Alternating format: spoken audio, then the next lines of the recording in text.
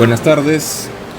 Hoy vamos a hablar sobre otro proyecto diferente al anterior de Luis Enrique Cam, que acaba de ver la luz, ¿no es cierto? Está recién impreso, titulado Dicho en el Perú. Hay una selección muy interesante de episodios del podcast que tú has venido elaborando, y cada uno trata sobre un personaje clave en la historia del Perú. Ahora, la selección es la siguiente, ahora la voy a enumerar. Aparentemente bastante caótica, ¿no? Pero quisiera que expliques tus criterios, ¿no? Por ejemplo, cómo lo organizaste por temporadas, ¿no? Porque si lo leo así de corrido va a parecer que está desordenado, ¿no? Pero quería que tú expliques tus criterios de selección y de ordenamiento. Francisco Pizarro, Atahualpa, Mariano Melgar, Don José de San Martín, María Parado de Bellido, José Olaya, Manuela Villarán de Plasencia, Francisco Bolognesi, Andrés Avelino Cáceres, Leoncio Prado, Ricardo Palma, Daniel Alcides Carrión, Zoila Isabel Cáceres, Teresa González de Fanning, Carolina Freire de Jaimes, Mercedes Cabello de Carbonera, Florinda Mato de Turner, Mercedes Elés Purulazo, Abraham Valdelomar, José Abelardo Quiñones. Esos son los capítulos, ¿no? Que tiene este libro, que reúnen, pero no idénticamente, sino con modificaciones pertinentes para pasarlo al formato de libro, esos episodios que tú ya habías realizado y que ahora están en un formato escrito. Bueno, ahora sí quisiera que expliques esos criterios para la selección. Bueno, gracias por la entrevista. Los primeros episodios del podcast son en base a artículos que yo había escrito ya para el Diario El Peruano, para la revista, el suplemento cultural Variedades, y para el Diario Expreso. Entonces ya tenía yo un material trabajado, investigado. En esos artículos yo había incluido ya una frase célebre, pero cuando salta la idea de hacer un podcast dramatizado con ese estilo, ¿no?, de radionovela o radioteatro, ya eché mano a ese trabajo que ya había trabajado. Entonces, por eso esta primera temporada y la segunda incluso es, como tú dices, un poco caótica, ¿no? Porque hay personajes de distintas etapas de la historia, pero todas con frases y con una trayectoria de vida importante en nuestra historia, ¿no? La última temporada sí está dedicada a escritoras peruanas del siglo XIX. Son 7 escritoras, y que esa sí guarda toda una relación, ¿no?, en cuanto a tiempo y tema, ¿no? Espero los siguientes tener un poco más también como esta última temporada de relación entre los personajes, pero a veces los personajes te buscan y entonces no queda más remedio que hacerlo, ¿no? Y bueno, el formato libro ha traído 20 personajes. En el podcast hay 24. Espero continuar haciendo con esa misma frecuencia, que ha sido más o menos un personaje por cada mes desde que inició el proyecto. O sea, al principio no era temático, sino que fuiste reuniendo tus trabajos anteriores, pero ahora sí estás continuando de manera temática o cronológica, ¿no? Sí. O sea, en un periodo de la historia. Y no sé si tienes planes, una pregunta muy breve, ¿no? Si tienes planes para algún conjunto temático, ¿no?, para una temporada siguiente. Sí, tengo pensado una temporada de sabios del Perú, otra para marinos ilustres, como 2 temporadas que quisiera en el futuro próximo realizar. Muy bien, muy bien. Es bastante prometedor eso. Bien, hace poco te entrevisté sobre otro libro, ¿no? Hace pocos días en la misma Feria Internacional del Libro, el 22, 26ª, ¿no?, sobre El corresponsal del Huáscar. Y bueno, es el libro donde tú has reunido las crónicas de Julio Octavio Reyes sobre Miguel Grau y el monitor Huáscar. Bien, en esa entrevista yo me había referido a la insuficiente actividad histórica que hubo en la ocasión del bicentenario de la independencia del Perú, que fue el año pasado, 2021. Especialmente, y esto también lo comentaba en una entrevista más temprano, especialmente porque el bicentenario es una ocasión propiamente histórica. Entonces correspondía pues la publicación de libros como el tuyo, por ejemplo, la producción de documentales, organización de eventos sobre historia, ¿no? Como pues, coloquios, congresos, conversatorios. Más temprano hablaba de esto en otra entrevista con Merlín Chambi, que estuvo en la presentación de este libro. Pero hemos visto muy poco, ¿no? de esa actividad que corresponde al quehacer histórico. Ahora, en tu caso, has presentado 2 libros este año. Uno que es este, que es nuevo, y el otro que es la segunda edición de la compilación de las crónicas de Reyes. Pero este es particular en el sentido de que combina un formato impreso con material virtual, si es que cabe el término, ¿no? Un material virtual. Y son 2 formatos de libro muy distintos. En tu experiencia, ¿cuáles crees que son las ventajas y las limitaciones de cada formato?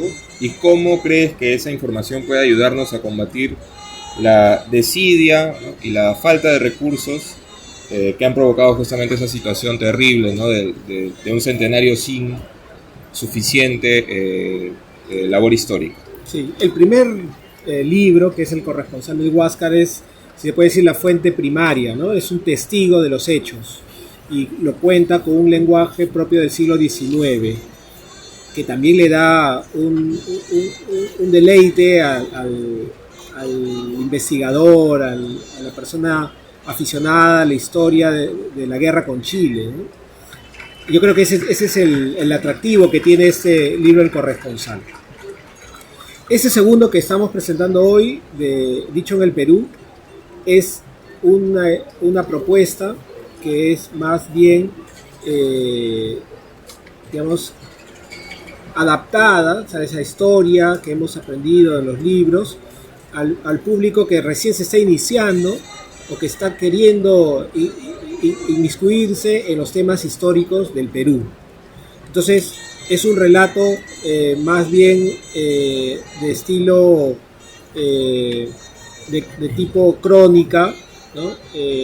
En donde se menciona mucho el lado humano del personaje y la frase que menciona, pero va acompañada esa frase con un testimonio de vida, una trayectoria que se trata de explicar, de contar en cada capítulo del libro. Entonces viene de un formato podcast, se adapta, pero al mismo tiempo te da la oportunidad de escuchar la dramatización. Entonces yo creo que para el público joven principalmente, que está familiarizado con estas tecnologías, puede enganchar bien con el libro e interesarse por nuestra historia, ¿no? Por el patrimonio cultural, ¿no? Nuestra historia es un patrimonio cultural que con el libro se busca que la gente empiece a conocer y valorar. Bien. Y sobre la limitación quizás que has encontrado no sé si lo podemos mostrar ahora mientras tú estés hablando, yo voy a tratar de mostrarlo, ¿no? Las limitaciones que quizás has encontrado con este formato, ¿no? Más brevemente eso suena. Sí, bueno, la limitación es tal vez del espacio, digamos, cada podcast dura en promedio 10 minutos. No nos extendemos tanto porque también podemos correr el riesgo de que decline el interés por la extensión, porque lo narrado es a partir de la frase y su contexto histórico, ¿no? Tampoco queremos agotar la biografía de personajes, solamente mostrar ese contexto de que se ha dicho en la frase, ¿no? Entonces, bueno, eso puede ser tal vez una limitación, ¿no? En cuanto a la extensión, que tal vez el lector, en ese caso, ¿no? Con el libro, quiera saber más. Sí citamos una fuente bibliográfica, y en todo caso motivamos, estimulamos a que el lector siga investigando más sobre lo que quiera leer, ¿no? Precisamente, ¿no? Ahora abrí el libro, bueno, en una página, ¿no? Y me apareció esta ilustración, ¿no es cierto? Que es de, bueno, ahí veo, me parece que está Ricardo Palma, ¿no es cierto? Porque dice: mis tradiciones, más que mías, son de ese cronista que se llama Pueblo. Con un estilo también muy a lo 19, ¿no? Muy propio de la narrativa del 19. Pero veo que aquí abajo, ¿no? Hay un código QR. Y no sé si podrías brevemente explicar para qué sirve, cómo se usa este. Sí, el código QR nos lleva al canal de YouTube, donde se presenta la propuesta sonora y con algunas imágenes. Y está el código Spotify, que es puramente la propuesta sonora, ¿no? Entonces, hay esas dos posibilidades. También está la página web de dichoenelperú.pe, donde además se encuentran más información relativa ya al proyecto, ¿no? Porque, como se dijo en la presentación, podemos encontrar los códigos QR en las estaciones del metro de Lima y las estaciones del Metropolitano, en los buses han colocado afiches para estimular al público que pueda acceder a esta información, ¿no? Excelente. Bien, ahora sí voy a pasar a ser un poco más crítico con la selección que has hecho tú, si me lo permite. Con todo respeto, por supuesto, también. La variedad de los personajes históricos que has compilado es bastante interesante. Sin embargo, nuevamente, con todo respeto, te digo que en esta selección faltan pues muchos escritores muy importantes, digamos, que uno diría pues que la omisión de estos es pues una cosa sacrílega, ¿no? Pero seguramente también es porque todavía está empezando el proyecto, ¿no? O sea, todavía tiene para largo. Pero especialmente veo pocos poetas, ¿no? Y a eso justamente iba mi comentario. O sea, es verdad, ¿no? También, bueno, Palma, que está en la selección, también, ¿no? Ricardo Palma escribía poesía. Abraham Valdelomar también está, también excelente poeta. Y así podemos hablar de varios, ¿no? Pero no son propiamente poetas, ¿no? O sea, son escritores, bueno, que practicaban una serie de géneros literarios, ¿no? Pero no particularmente la poesía, ¿no? La excepción sería Mariano Melgar, ¿no? Por ahí hay alguna otra, no sé si ahorita se me está olvidando, seguro que sí, pero son pocos, ¿no? Está bueno Melgar, pero a lo que yo iba es a que... Y además también estás todavía bastante metido en el 19, ¿no? Todavía no has llegado a saltar, ¿no es cierto? A ese salto hasta el 20, que también es un salto gigantesco, ¿no? O sea, a partir de Buren, por lo menos, ahí ya estamos hablando de un salto tremendo. Bueno, sin embargo, tampoco está chocando, ¿no? Bueno, ahí podemos hacer algunos comentarios. Pero lo que yo voy es lo siguiente, ¿no? El Perú ha producido una excelente literatura, ¿no? Una tradición poética pues muy, pero muy sólida. Particularmente en el siglo XX pues es tremenda, ¿no? La tradición de la poesía peruana, muy potente. Y yo te preguntaba por qué los has omitido, o en todo caso los has postergado y has preferido, bueno, hacer una sección distinta. Bueno, también es válido, pero quería saber el por qué, ¿no? Y si es una deuda pendiente que quizás tú sientes que tienes. Y bueno, en tu presentación hace unos minutos decías que muchas personas te escriben para hacerte sugerencias, ¿no? Sobre qué hacer. Y bueno, yo también me sumo pues a esos pedidos. No, de acuerdo, ¿no? Hay tantos personajes que está pendiente de hacer. Hemos hecho solo 24. La idea inicial y como meta que me tracé es poder hacer 200 personajes, ¿no? Obviamente estarán ahí los poetas peruanos, ¿no? Hicimos algunos, ¿no? Como tú has mencionado, también de poetisas como Manuela Villarán, Mercedes Elespuru también, que son poco conocidas. Y yo pienso, ¿no? En personajes como deportistas también, que tendrían ahí un espacio, científicos que también tendrían un espacio, incluso, aunque puede sonar paradójico, parlamentarios ilustres, ¿no? Políticos que también deberían tener un espacio, ¿no? Pero sí, yo soy plenamente consciente de que hay un trabajo pendiente, ojalá que lo pueda concretar.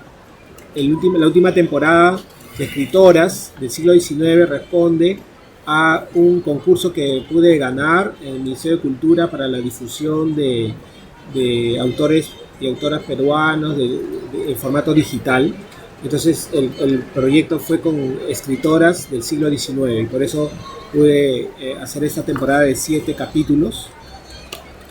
Y bueno, ojalá que pronto pueda dedicar a los poetas peruanos. Claro, eso explica varios puntos, ¿no? Bueno, ahora tú has dicho deporte, ¿no? Yo precisamente te iba a preguntar por eso, ¿no? ¿Con qué otras disciplinas crees que tienes una deuda pendiente quizás con este proyecto, ¿no? Y una de las que había notado justamente era deporte, ¿no? Y bueno, había puesto, por ejemplo, pintura, fotografía, ¿no? Quizás estás pensando, ¿no? En algo de... Sí. Y todas con un espacio, ¿no?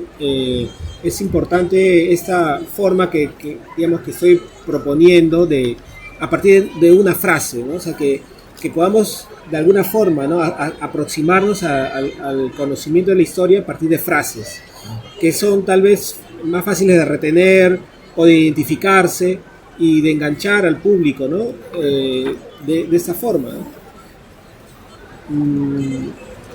Nosotros tenemos los que usan el Twitter, ¿no? Tienen la limitación de ese espacio para cada tweet, ¿no? Que son 140 caracteres, tengo entendido. Más o menos esa era un poco la idea también, que la frase sea una frase corta, pero que pueda tener ese gancho, ¿no? Y regresando a los poetas, ¿no? Ya que me has mencionado, bueno, algunas otras disciplinas, otros campos de conocimiento que piensas abordar, pero regresando a los poetas, ya que habíamos hablado un poco de eso, ¿en quiénes has pensado? ¿No? Empecemos pues por Vallejo, ¿no? Que en este año, que además de que es el poeta pues más prominente, ¿no? del Perú, ¿en qué otros poetas has pensado? Sí, quizás? había pensado, sí, efectivamente en Vallejo, había pensado en Watanabe, ¿no? Había pensado en Blanca Varela, también, dedicar capítulos a ellos. Y para mí es una gran responsabilidad, ¿no? El poder, como los trabajos anteriores, ¿no? Aproximarme a personajes tan grandes, con tanta trayectoria, y cómo poder resumir en pocos minutos aspectos importantes. Dejamos de lado muchas cosas, pero para mí yo a veces tengo temor, ¿no? Cuando empiezo un proyecto, cómo hacerle justicia a su propuesta, a su propuesta ya sea creativa. En el caso mencionábamos de Abraham Valdelomar, ¿no? o de Mariano Melgar. Bueno, eso es el desafío y bueno, es algo que me ha tocado hacer, ¿no? Muy bien. Bueno, será la ocasión perfecta, ¿no? Con el centenario de la publicación de Trilce, ¿no? Quizás sacar un capítulo especial, quizás. Sí. Creo que lo merecería ayer. Bueno, ahora sí, pasando a la última pregunta, ¿no? Lo siguiente, ¿no? Los proyectos de la categoría y el estilo, categoría quiero decir el tipo de trabajo y el estilo, por la manera como lo ha sido trabajando, he dicho en el Perú, suelen asociarse frecuentemente, ¿no? A lo infantil, por lo general. Uno ve, el libro, mira, tiene dibujos, ¿no? Para los niños, y bueno, estaría excelente, ¿no? Tú también lo dijiste en tu presentación, que pasara quizás un plan lector escolar, pero yo creo que muchos adultos, seguramente estarás de acuerdo con eso, ¿no? También necesitan aprender muchísimo de historia, particularmente de historia del Perú, y en realidad de muchas otras cosas también, ¿no? Pero centrémonos en eso. ¿Cómo refutarías tú esa idea equivocada, particularmente desde el material que tú estás presentando? O sea, ¿qué elementos de este libro tú dirías que muestran que es para todo público? A eso quería llegar. Bueno, ahorita mientras tú me haces la pregunta, se me viene a la mente la poesía de Manuela Villarán, por ejemplo, que tiene una riqueza de lenguaje muy alta, que tal vez para los jóvenes, los chicos, no sea tan fácil de digerir, y más bien sí para un adulto. Entonces yo creo que ahí el material también está dirigido a ellos, o sea que un público adulto puede aprovecharlo más y mejor, ¿no? O también las poesías de Mariano Melgar, que utiliza giros decimonónicos, que también un adulto lo puede entender mejor, ¿no? Entonces, pienso que esos aspectos te pueden dar un mayor peso para decir, bueno, este libro no solo es para los jóvenes que están familiarizados con las tecnologías, sino para el público también adulto, ¿no? Definitivamente sí. Bien, muchas gracias entonces a Luis Enrique Camp por ambas entrevistas de los 2 libros que has presentado en la Feria del Libro de Lima 2022. Muchas gracias. Muchas gracias.